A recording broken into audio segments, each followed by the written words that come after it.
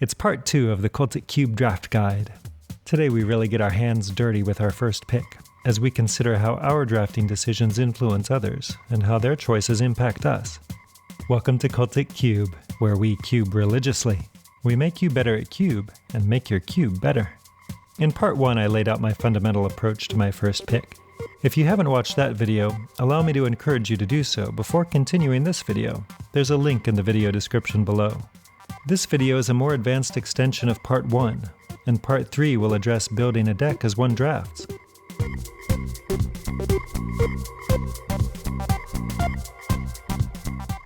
Here we will continue to mull over our first pick, but now the accent is not on selecting the most individually powerful card, but rather on setting ourselves up to draft an uncontested deck. Thus we discuss signaling and wheeling, and we will look at some packs that present tricky picks that might be best approached using more advanced draft strategy. Then we will consider different ways of gathering contextual information about an environment and using that to garner an edge in a draft. Cultic Cube is supported by you. Please drop by my Patreon page and learn about me and about perks for you. You can also help me by using my TCGPlayer affiliate link in the video description to make purchases. My sincere thanks for your support. In the first video in this series, we went over using focus as a mnemonic for identifying the best cards in a pack. Focus, recall, stands for fixing, open, cheat, unique, and strategy. Everything that we discuss in this video follows from our ability to apply that heuristic. If you are new to cube drafting, the number one thing you can do to increase your win percentage is to pick the best card using focus and to ignore this video entirely. The advice here provides incremental advantage and small edges. So to begin with, signaling. You will likely have heard expert drafters discuss the importance of reading signals, so let's talk about what that means. Then, since we are here interested in our first pick, we will discuss sending signals for others to read. Signals are the information that we can glean from packs, as they are passed to us, concerning what strategies our peers are drafting. Being sensitive to and responding to signals helps us to find an open lane and to minimize the extent to which we compete with other drafters for cards. 2 of the 3 packs that we open are passed to the left, which means that for 2/3 of the draft, people's selections to our right have the most immediate material impact on the cards that we see. It is typically in our best interest to avoid competing for colors or strategies with the people sitting just right of us. The packs that they open will still be fresh when they get to us, and we want those drafters to leave us those cards that are best for our strategy. Thus, as we are being passed packs, we should be looking for what colors are well represented, what the strongest cards remaining in the pack are, and what important archetype enablers are present. These are signals about what lane is open. A corollary to this is that in the early parts of the draft, we should be flexible about the deck we are drafting, willing to respond to the signals that we read. Ideally, of course, we would like to read the table at large, such that we can suss out whether red aggro, for instance, is underdrafted, and move in on it ourselves. Our deck will be better the less competition our strategy has. Having talked about why it is important to read signals, let us return to the topic of making our very first pick, where our concern is to send clear signals for others to read. If there is more than one similarly likely first pick, consider taking a card that removes a color or strategy from the pack. This is called cutting. If there is only one high-pick green card, then by taking it, you dissuade people downstream of you from drafting green, provided they are correctly parsing signals.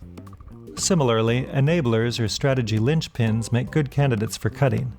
If a pack has Tinker and Inkwell Leviathan in it, take the Tinker. The focus system would lead you to the same conclusion, which is part of the point of the mnemonic. Tinker is not fixing, F, and does not keep you open, O. However, it is a premium cheat card, it is a unique effect, and it suggests a strategy. But moreover, someone sitting to your left who sees you pass a Tinker should almost certainly snap up the card, and understand it to mean that you are likely uninterested in artifact cheats. If that person sees an Inkwell Leviathan instead, they should make fewer assumptions about your goals. Cutting a strategy sends a negative signal, by which I mean you are telling people downstream that the strategy is not open. The obverse of this is positive signaling, which tells people that a strategy is in fact an open one. Positive signaling becomes more nuanced as the draft continues, but to stick with pack 1 pick 1, let's imagine that a pack features 2 or 3 cards that are quite good for one particular strategy, and that are likely to be considered high picks by the table. It might well behoove you to avoid those cards altogether if another reasonable option exists. You do not want to send a positive signal downstream that the strategy you hope to adopt is open. There are reasons why sending bad signals might be beneficial to you, but in general it is best to avoid perverse signaling. For one thing, if you are trying to draft the same strategy as those people to your left, then your second pack is likely to be bad, as those neighbors will be passing to you and taking the cards that you want. But moreover, you would prefer to find a lane that is entirely clear, such that no one, anywhere at the table, is interested in the same cards as you. Leave others at the table to fight over strategies, while you rake in the perfect cards for your pool. A major caveat to this discussion is that, as we said with respect to focus, the best cheat bubbles to the top of the pack and trumps other concerns. If there is power in the pack, take it. If Tinker is in the pack, even if it's sitting next to 5 other blue cards, I'm still taking the premium cheat. Another aspect of the pack to consider is what is likely to remain in the pack when it returns to you. I find that some drafters overvalue their speculation about what might wheel as they make their first pick. To me, it is worth knowing what you might hope to get out of the pack later, and to have an eye on key cards whose later presence or absence will serve as signals. However, speculation about the wheel has almost no bearing on my first pick calculus. I encourage you to take what is best for you now, without pinning your hopes on a possible future card, as you have no control over your 7 peers, who may evaluate cards differently from you, or may have motives that you cannot divine. Furthermore, your own plan should be fluid and adaptable, and thus may look different by the time a pack returns to you. Let's think through some packs together. Several viewers suggested that I give you time to think about the pack before I talk about it, so pause now if you'd like. This pack does not feature any windmill slams. The closest thing to fixing is Sakura Tribe Elder, who also cheats mana, but who is much worse than a dual land or a mana rock. Fauna Shaman suggests a strategy, as she finds cheat targets and also puts them in the graveyard. Tezzeret Artifice Master is a fine control card, but I am not that enthusiastic to start with a 5 mana card unless it is rather more broken, like Treachery for instance. Finally, there are removal spells to consider: Murderous Rider, Oblivion Ring, and Incendiary Flow. As you will have noticed, there is only one black card here, so while Murderous Rider is not an exceptionally powerful first pick, it presents an opportunity to entirely cut black, so I would take that here. Fauna Shaman, though, is an entirely reasonable pick as well, as while it is narrow, it is powerful. Here's a new pack.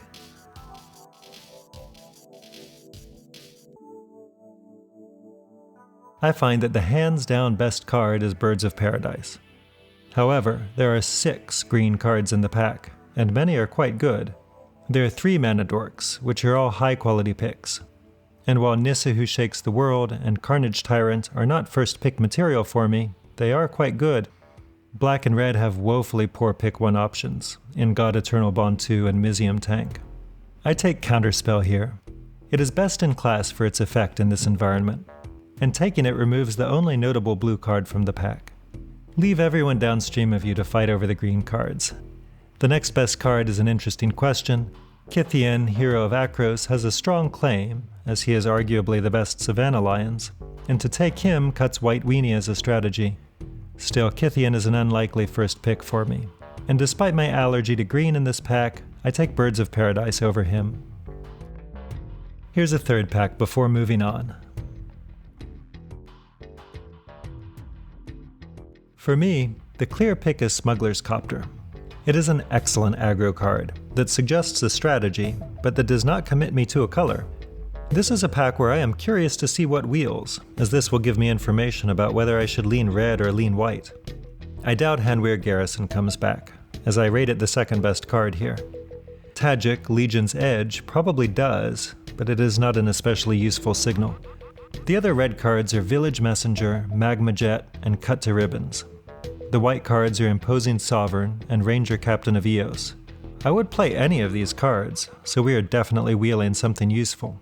The more important point, though, is the distribution of the cards that return, which will help us to determine whether red or white is more open.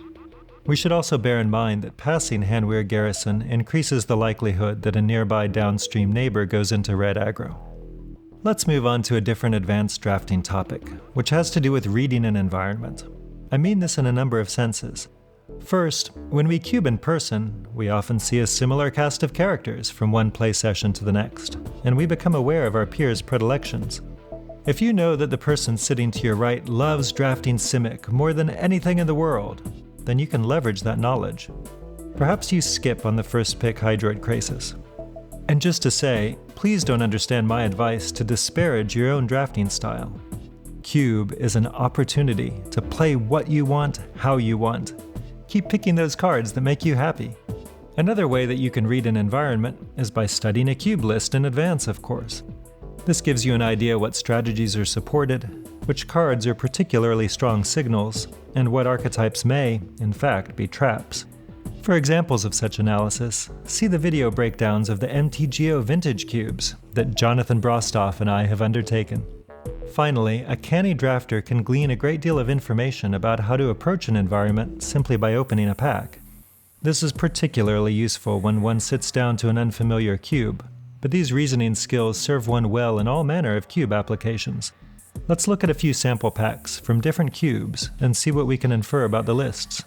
All of the cubes featured are legacy or vintage environments by people whose design acumen I respect. The first pack is from Andrew McGreeny's Powered Cube. Kythian, Mardu Woe Reaper, and Bloodghast suggest that aggro is supported in white and black.